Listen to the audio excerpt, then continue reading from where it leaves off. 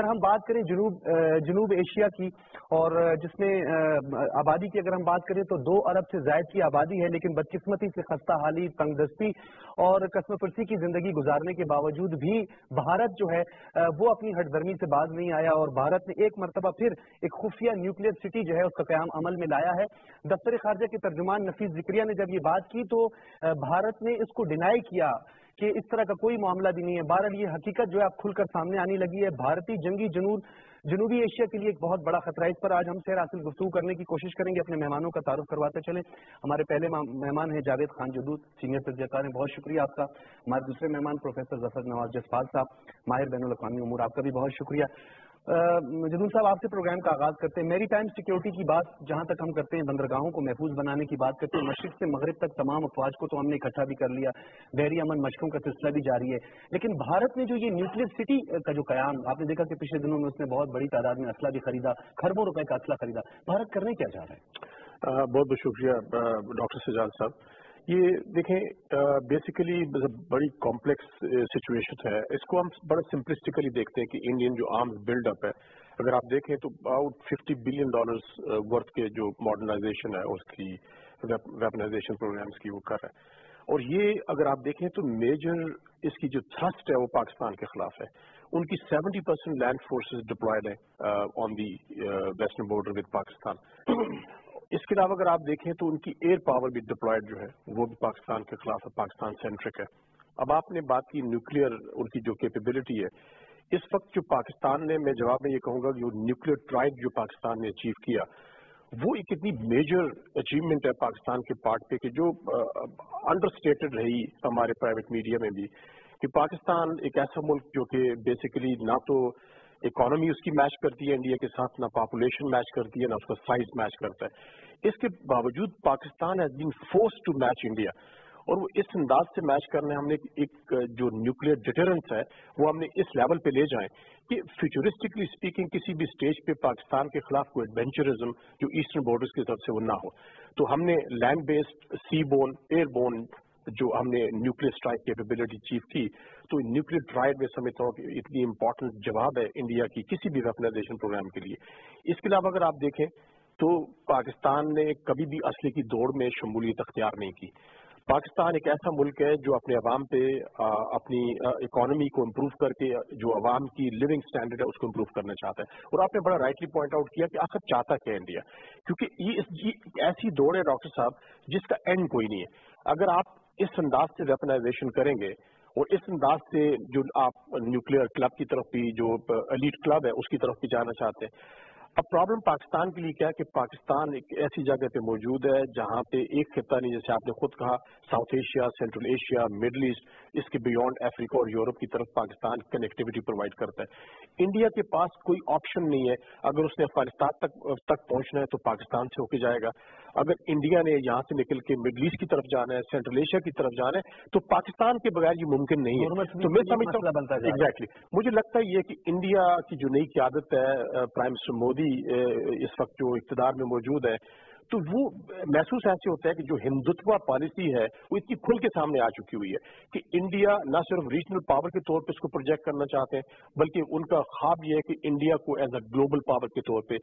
Major military power کے طور پہ اس کو پروجیکٹ کیا جائے، اور اس سے زیادہ مجھے اس کی اندر کوئی چیز نظر نہیں آتی، کیونکہ اگر آپ دیکھیں تو ان کی اکانومی، ان کا جو سائز آف اکانومی ہے وہ چائنا سے میچ نہیں کرتا، جاپان سے میچ نہیں کرتا، لیکن وہ اپنی ملٹری مائٹ کو چائنا کے برابر لے کے جانا چاہتے ہیں۔ وہ اپنے عوام کے بجائے جو 1 ارب سے 1 ارب 25 کروڑ 30 کروڑ کی آبادی ہے اس کو اگنور کر کے وہ اپنا تمام فنڈنگ جو ہے اکانومی کی جو جنریٹ کر رہی ہے، ان کی اکانومی اس وقت 5 سے 6% کے درمیان میں گرو کر رہی ہے، تو وہ جو ڈائیورژن کرنا چاہتے ہیں ویپنائزیشن کی طرف، اس کا ایک ہی مقصد نظر آتا ہے ڈاکٹر صاحب، وہ بڑا کلیئر آبجیکٹو ہے، وہ ریجنل ہیجمنی، اس کے علاوہ ان کا کوئی اور آبجیکٹو نہیں ہے، اور ان کے راستے میں اگر سب سے بڑی رکاوٹ کو اس وقت ریجن میں موجود ہے وہ پاکستان کے علاوہ کوئی نہیں ہے، لیکن نیپال، بھوٹان، بنگلہ دیش، سری لنکا وہ ایسے ملک نہیں ہے کہ جو انڈین ملٹری مائٹ کو فیس کر سکے، اس کو چیلنج کر سکے۔ چائنا آف کورس ایک بہت بڑی ملٹری پاور ہے، اور India will have to go long way کہ وہ چائنا کا میچ کر سکے، لیکن مجھے اس لیے محسوس یہ ہوتا ہے کہ بیسیکلی یہ نہ تو چائنا سینٹرک ہے نہ ریجن کے کسی اور ملک کے لیے، یہ صرف پاکستان سینٹرک ہے۔ یہ پاکستان۔ اچھا جسپال صاحب آپ کی طرف آتے ہیں، ایک تو ہم دیکھتے ہیں کہ NPT پہ بھی سائن نہیں کرتا بھارت. نیوکلیر سپلائر گروپ کے لیے اس نے بڑی بھاگ دوڑ کی, بڑی اس نے کوششیں کی, وہاں پہ بھی ہم نے دیکھا اس کو منہ کی کھانی پڑی. آخر کوئی کرائٹیریا تو ہے, انٹرنیشنل کوئی کرائٹیریا تو ہے نیوکلیر ویپنز وغیرہ کا, کہ کس طرح کی نیوکلیر سٹی کی بات ہو رہی ہے کہ جو وہ بنانے جا رہا ہے اور جس کو وہ ڈینائی بھی کر رہا ہے, اس کا فارن آفس بھی اس کو ڈینائی کر رہا ہے. آپ کیا سمجھتے ہیں, حقیقت کیا ہے؟ دیکھیے, پہلی بات تو یہ ہے کہ ہمیں یہ اسٹیبلش کرنا پڑے گا کہ جو ہمارے فارن آفس کی اسٹیٹمنٹ ہے وہ کس کی بیس پہ ہے. ہماری فارن آفس اسٹیٹمنٹ بڑی لیٹ آئی ہے, ابھی آئی ہے. یہ 2012 میں انہوں نے ایک سیکرٹ سٹی بنانا شروع کر دی, جس میں ان کے اپنے وہاں پہ ڈیمونسٹریشن کی ہوئی اس سٹی کے بارے میں. یہ کرناٹکا میں جو یہ جگہ ہے جس کو یہ انہوں نے اپنا چینج کیا ہوا ہے, ایک وہ کہتے ہیں ایک rare material plant near Mysore انہوں نے لگایا, اور ایک انہوں نے لگایا, یہ آپ جو ڈیولپ کر رہے ہیں اس کو کہتے ہیں the special material enrichment facility. یہ چترا درگا ڈسٹرکٹ ان کی ہے کرناٹکا میں, اس کے میں بنا رہے ہیں. اور اس کو اس کے ارد گرد انہوں نے ایک تو انہوں نے 400 ایکڑ جو دی ہے جس کو بھارت اٹامک ریسرچ سینٹر میں, تو اس کا پرائمری آبجیکٹو ہے research, centrifuge facilities, military facilities, اور اس کے ساتھ ابرنڈنٹ جو ہے یورینیم انریچمنٹ اکٹھا کرنا, کیونکہ یورینیم انریچمنٹ ان کو ریکوائرڈ ہے اس کے لیے ہائیڈروجن بم بنانے کے لیے, جس کو آپ تھرمو نیوکلیر بھی کہتے ہیں. اب اس کی سٹی کا جو بڑا انٹرسٹنگ ہے, 2012 میں اس کی زیادہ سیٹلائٹس پہ نظر آیا, اور اس کے بعد بڑا 2 انسٹیٹیوٹس نے لاسٹ ایئر اس کے اوپر بڑی امپورٹنٹ ایک ریسرچ رپورٹ سیٹلائٹ امیجز بیس پہ اسٹیبلش کی. ایک تو جیمز انٹیلیجنس ہے لنڈن میں, اگر آپ اس کی رپورٹس دیکھیں تو پوری دنیا میں ان کے ایک آپ کہہ سکتے ہیں اتھینٹک سمجھی جاتی ہیں. اسی طرح امریکہ کے اندر ایک اپنا واشنگٹن میں انسٹیٹیوٹ ہے, institute of science and international security, ان کی بھی رپورٹ ویب پہ اویلیبل. انہوں نے لاسٹ ایئر بھی کہہ دیا تھا, اور فارن پالیسی جرنل نے بھی ایک اس کے اوپر ایک پورا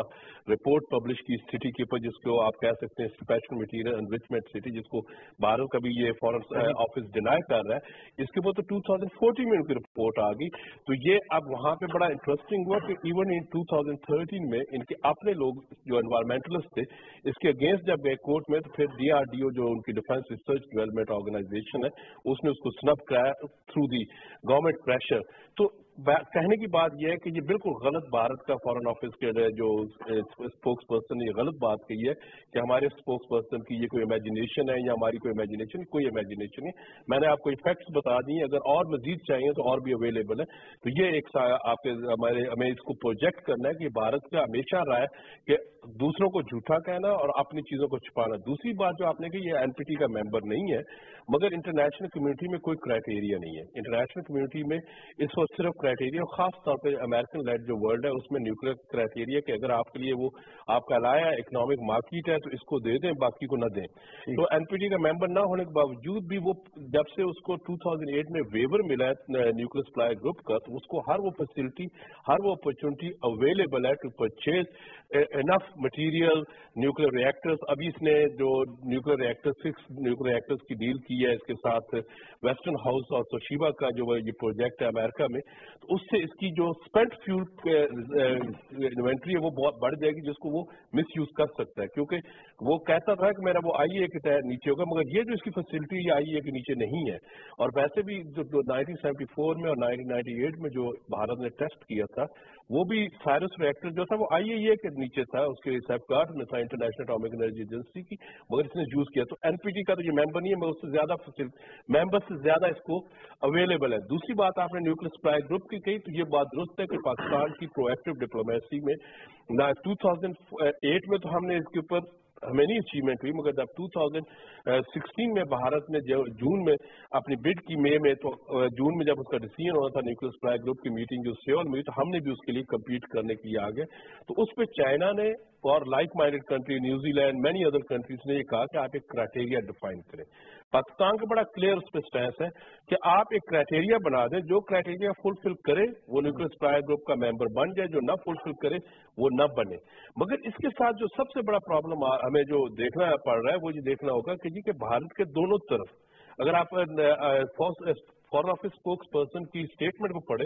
اس میں ایک چیز وہ یہ بھی کہہ رہے ہیں کہ انٹر کانٹیننٹل بیلسٹک میزائلز بھی بنا رہا ہے. مگر اس کے ساتھ ساتھ جو ہمیں پرابلم یہ آ رہی ہے کہ وہ اس کی جو انٹر کانٹیننٹل ٹھیک ہے long range missile China specific ہے, مگر ان کو سرٹن پلیسز اس طریقے سے یوز کیا جا سکتا ہے کہ وہ اگینسٹ پاکستان بھی آ سکتا ہے, جو اگنی 5 ان کا, اور اس کو فردر دے سکتا ہے. تو ان ساری چیزوں کو جب ہم مد نظر رکھتے ہیں, جس سے پہلے جدول صاحب نے بھی کہا کہ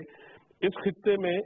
अभी पहले उनकी क्या डिबेट थी कि हमें आइसोलेट करेंगे, मगर अमन 17 जो अभी हो रही है नेवल एक्सरसाइज, इसमें 36 कंट्रीज के ऑब्जर्वर्स आए हुए हैं, इसमें 7 to 9 कंट्रीज की शिप्स आए हुए हैं, तो ये तो खत्म होगी बात उनकी। दूसरा ये है कि वो मिलिट्री बिल्ड अप करके ये शो करना चाहता है कि शायद मिलिट्री मसल से मैं अपनी हेजमनी रीजन में एस्टेब्लिश कर सकता हूँ, मगर उसके अलावा उसको कुछ नहीं अचीव होगा। जदून साहब आपकी तरफ आते हैं। हमारा जो साहिली इलाका है 1000 किलोमीटर पर मुश्तमिल है, दूसरी तरफ से मेरी टाइम सिक्योरिटी हमारे लिए एक बहुत बड़ा चैलेंज है। भारत जो है इस वक्त इस खित्ते में जो खेल रहा है, जो हमारी समुद्री हुदूद हैं, आपने देखा कि उसने अपनी जासूसी आबदोज भी भेजी हमारी तरफ, जिसको हमने वापस भगा दिया। भारत जो है समंदर के रास्ते, क्योंकि उसके जो सीरियस कंसर्न सामने आ रहे हैं इंटरनेशनल कम्युनिटी के सामने, वो उसकी मैरी टाइम सिक्योरिटी के हवाले से बात कर रहा है। पाकिस्तान जो है वो बैलिस्टिक मिसाइल के तजर्बे पर भी पाकिस्तान ने पूरी दुनिया को अपनी तशवीश से आगाह किया, ऑस्ट्रेलिया के साइलों तक ये पहुंच गए। इस खित्ते में जब भारत न्यूक्लियर सप्लायर ग्रुप का मेंबर भी नहीं बन सकता, एनपीटी पे उसने साइन भी नहीं किए हैं, और एनएसजी के कयाम भी भारत के उस तजर्बात के एटमी तजर्बात के बाद ही सामने आया। तो ये जो इंटरनेशनल कम्युनिटी जो है एनएसजी का वो इंटरनेशनल कम्युनिटी एक आइसोलेशन की तरफ लेके जा रही थी भारत को, लेकिन दोबारा से ट्रंप ने जो आकर जिस तरह जो है मोदी के साथ एक कनेक्शन बराबर किया और उन्होंने ये कहा कि जी नहीं, अब हम पाकिस्तान को रोकने के लिए शुमाली कोरिया के लिए तो उन्होंने अपनी अलग स्ट्रेटेजी रखी है, पाकिस्तान के लिए उन्होंने भारत को आगे कर दिया, और उनके अपने रेडियो ने भी ये बात वजाहत कर दी। देखिए डॉक्टर साहब, इस पे ऊपर मेरा जवाब ये होगा कि एक तो जो प्रोजेक्शन है ये दी जा रही है इंडियन मीडिया में कि एक पर्सनल रेपो जो डेवलप हो रही है बकौल उनके between president Trump and prime minister Modi, ये मुझे लगता है कि ये फैक्ट से ज्यादा फिक्शन नजर आती है। उसकी बुनियादी वजह यह है कि ट्रंप इस वक्त इतनी डोमेस्टिक पॉलिटिक्स में इतना एम्ब्रॉयल हो चुके हुए हैं, और उनके जो कोर्ट के हवाले से रूलिंग्स आ रही हैं, जो उनका बैन था 7 मुस्लिम ममालिक, मुस्लिम पॉपुलेशन जिन मुल्कों की थी, मुस्लिम पॉपुलेशन डोमिनेटेड कंट्रीज, वहां से जो प्रॉब्लम आया वो ट्रंप इतना ज्यादा उलझ चुके हुए हैं डोमेस्टिक पॉलिटिक्स के अंदर। मेरा ख्याल है अभी उनको अगर आप देखें तो बड़ी इंटरेस्टिंग बात सामने आई, डॉक्टर जसपाल ने भी देखी होगी, कि रात के 3 बजे उठ के उन्होंने अपने national security adviser lieutenant general retired Flynn को फोन किया और कहा कि आप मुझे बताएं कि strong dollar is good for America और the weak dollar good for America. उनका जवाब ये था कि ये क्वेश्चन अगर आप किसी इकोनॉमिस्ट से करें तो वो ज्यादा बेहतर होगा। प्रॉब्लम वहां पे ये आ रही है कि वो अभी डायरेक्शन अपनी नहीं पा रहे कि वो किस तरफ उन्होंने मुल्क को लेके जाना है। इंडिया ऑन द कॉन्ट्रेरी ये समझता है कि अगर वो ये प्रोजेक्ट करें कि एक टेलीफोन कॉल के जरिए ये इस रीजन की जो पैराडाइम शिफ्ट आ सकती है वो नहीं आएगी। डॉक्टर साहब देखें, आपको हमें सबको हमारे देखने वालों को भी समझना पड़ेगा कि पाकिस्तान एक ऐसी स्ट्रेटेजिक लोकेशन पे है, वो इसकी जो इम्पोर्टेंस और सिग्निफिकेंस है उसको कोई दुनिया का मुल्क अंडर एस्टिमेट नहीं कर सकता। अफगानिस्तान का कॉन्फ्लिक्ट आप देख लें, पाकिस्तान की एक्टिव सपोर्ट, एक्टिव फैसिलिटेशन के बगैर आप उस कॉन्फ्लिक्ट को रिजॉल्व नहीं कर सके। आप देखिए पिछले 15 साल में 1 ट्रिलियन 1.5 ट्रिलियन डॉलर्स के बराबर आपने वहां पे जो आपका कॉन्फ्लिक्ट था और बकौल उनके जो अफगानिस्तान की रीबिल्डिंग थी उस पर आपने खर्च किया। और अगर आज आप देखें एज ऑफ नाउ तो पहले से ज्यादा अफगान एरियाज कंट्री साइड जो है वो तालिबान के कंट्रोल में जा चुकी हुई है। वहां से अमेरिकन ने कट लूज एंड रन की जो अप्रोच अडॉप्ट की, उसकी वजह से आप देखें कि वहां पे सिक्योरिटी डिटोरिएशन स्टार्ट हो चुकी हुई है। और अल्टीमेटली रशिया को उस वैक्यूम को फिल करने के लिए जो ट्राइलैटरल समिट हुई, मीटिंग हुई मॉस्को के अंदर, जिसमें चाइना, पाकिस्तान और रशिया ने जो अफगानिस्तान का फ्यूचर है उसके हवाले से डिस्कशन स्टार्ट की,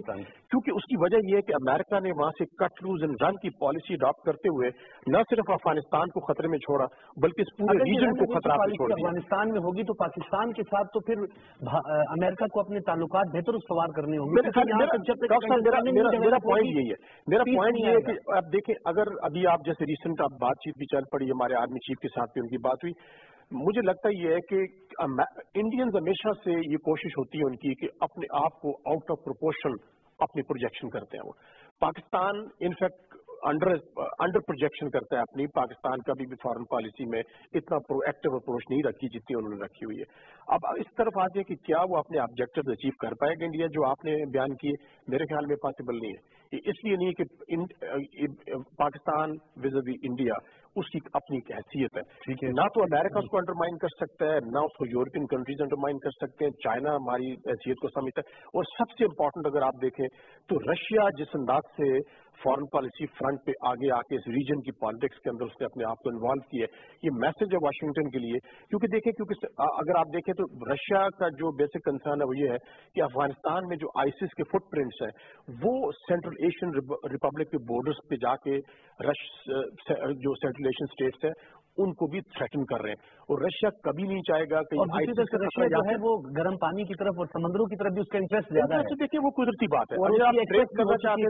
तो ये भारत के लिए एक इनडायरेक्ट थ्रेट नहीं है। मैं समझता हूँ कि ये बड़ा इंडिकेशन है बहुत बड़ा कि अगर आप देखें जो पहले अलायंस बना हुआ था जिसमें ईरान शामिल था, उसमें इंडिया शामिल था, उसमें रशिया शामिल था, रशिया उससे निकल के इस जो ट्राइलैटरल वर्किंग ग्रुप है उसके अंदर आया और उसको अब एक्सपैंड किया जा रहा है, जिसमें आपने देखा होगा उन्होंने इन्विटेशन ऑफ कोर्स इंडिया को भी दी है, लेकिन इंडिया इस तरह की किसी भी रीअलाइनमेंट में शामिल होने के लिए तैयार मुझे नजर नहीं आता। अगर आप देखें तो अफगानिस्तान शामिल होगा, ईरान शामिल होगा, और जैसे डॉक्टर साहब ने कहा जो आइसोलेशन का जो बेसिक कॉन्सेप्ट जो पाकिस्तान के लिए तैयार किया जा रहा था, मुझे लगता है कि शायद वो उस तरफ चला गया, इनफैक्ट वो शिकार हो चुका हुआ है। जी जसपाल साहब आप फरमाइएगा, क्योंकि इस हवाले से आपकी बड़ी गहरी नजर है। एक अंडरस्टैंडिंग की का जो फुकदान देखने में हमने आया कि कभी तो भारत जो है वो इजराइल की तरफ झुकता रहा, इजराइल खुद परेशान हो गया, रशिया के साथ जो अंडरस्टैंडिंग थी वो भी खत्म हो गई, फिर यहाँ पे अचानक रशिया आया और उसने यहाँ पर इससे पहले जो अभी ये जो मशकें हो रही हैं इससे पहले भी उन्होंने यहाँ पर एक फौजी मशकें की। उसके बाद हम देखते हैं कि भारत जो है वो बैकफुट पे चला गया। अब भारत के पास कोई रास्ता नहीं है, तो आप क्या समझते हैं कि वो सिर्फ कोल्ड डॉक्ट्राइन वगैरह उसी की तरफ जाएगा, फोर्थ जनरेशन वॉरफेयर के जरिए ही पाकिस्तान को इंटरनेशनल? मैं एक चीज पे मैं थोड़ा सा इख्तिलाफ करूंगा कि ये बिल्कुल गलत हमारी परसेप्शन है कि भारत के पास ऑप्शन नहीं है। भारत की इस वक्त ज्यादा सिग्निफिकेंस है इंटरनेशनल पॉलिटिक्स में, ये रियलिटी है। इस रियलिटी को हमें समझना पड़ेगा और अपने फॉरेन पॉलिसी को और अपनी मीडिया पॉलिसी को या अपने हमारी इन चीजों को उसको मद्देनजर रख के करना चाहिए। ये जरूर है कि जो वो उनकी ख्वाहिश है कि वो पाकिस्तान को आइसोलेट कर लेंगे या पाकिस्तान को अफगानिस्तान में पाकिस्तान का रोल माइनस कर देंगे, वो नहीं कर पा रहे। दूसरी तरफ देखें इस वक्त जो ये भारत में जितने ये न्यूक्लियर साइट्स लग रही हैं, जिस तरीके से अभी मैंने आपको एक बड़ा एलेबोरेटेड उसके ऊपर बताया, इसी तरह जो भारत की जो वेपन वो खरीद रहा है कोई भी उस पर बात नहीं कर रहा, हमारे पे बात करते हैं। हम अगर एक मिसाइल टेस्ट करते हैं तो शोर मचा देते हैं। इससे में नजर आता है क्योंकि इंडो पैसिफिक जो स्ट्रेटजी इन्होंने अनाउंस की उसकी वजह से अमेरिकन का तजुर्बा काफी है। अब देखना यह है कि अमेरिकन की और इनकी कितनी गर्मजोशी बढ़ती है। आया भारत अपनी ट्रुप्स भेजता है मॉनिटरिंग के लिए साउथ चाइना सी या इंडो इंडियन ओशन में, वो अभी तक रिलक्टेंट है, ना उसकी कैपेबिलिटी है। दूसरी तरफ जो रशिया का है वो आपने दुरुस्त कहा कि रशिया अलायंसेस चेंज हो रहे हैं, अलायंसेस न्यू बन रहे हैं, मगर भारत के ने अभी रशिया से 200 बिलियन इंडियन रुपीस का वेपन्स की डील की है, जिसमें 500 टैंक वो खरीद रहा है, उसके साथ वो उनसे SUM के 30 एयरक्राफ्ट खरीद रहा है। इसी तरह वो वहां से वो खरीद रहा है क्या कहते हैं एंटी आर्मर्ड व्हीकल्स गन खरीद रहा है। तो इससे उसके पास क्योंकि उसकी इकोनॉमी है, उसका डिफेंस बजट इतना ज्यादा है, तो वो एंगेज तो कर रहा है। मगर दूसरी तरफ जिस तरह भी पहले फरमाया गया, जो दूसरा कहा कि 3 ट्राइलैटरल अलायंस बना, रशिया ने डायरेक्ट इन्वॉल्वमेंट होगी। अब ये हमारी जो ग्रेट गेम है इसको हम कह रहे हैं कि 3 ट्रायंगुलर होगी, ग्रेट पावर्स के दरमियान चाइना, रशिया और यूनाइटेड स्टेट्स, और उसके साथ रीजनल में ईरान, पाकिस्तान आ गए। इसलिए भारत का जो आप साहब हम चाहते हैं कि इस पे सैरासिल गुफ्तगू करें। आज शायद हमारे प्रोग्राम का थोड़ा सा दौरानिया थोड़ा कम हो, अगले किसी प्रोग्राम में आपको तफसीलन हम बुलाएंगे और वजाहत करेंगे इस पर। बहुत शुक्रिया प्रोफेसर जफर नवाज जसपाल साहब, माहिर बैन अल-अक़वामी उमूर, जावेद खान जिदुल साहब सीनियर तज्ज़ियाकार और माहिर बैन अल-अक़वामी उमूर, आपका भी बहुत शुक्रिया। नाज़रीन क्या होने जा रहा है ये तो वक्त ही बताएगा, लेकिन पाकिस्तान एक हिस्ट्री रही है और एक इस्लामिक हिस्ट्री रही है कि तादाद से नहीं जज्बे से जंगें लड़ी जाती हैं। जज्बा यहाँ पे मौजूद है, देखते हैं क्या होता है। अपने मेजबान डॉक्टर सजाद बुखारी को दीजिए इजाजत, अल्लाह ने के पास।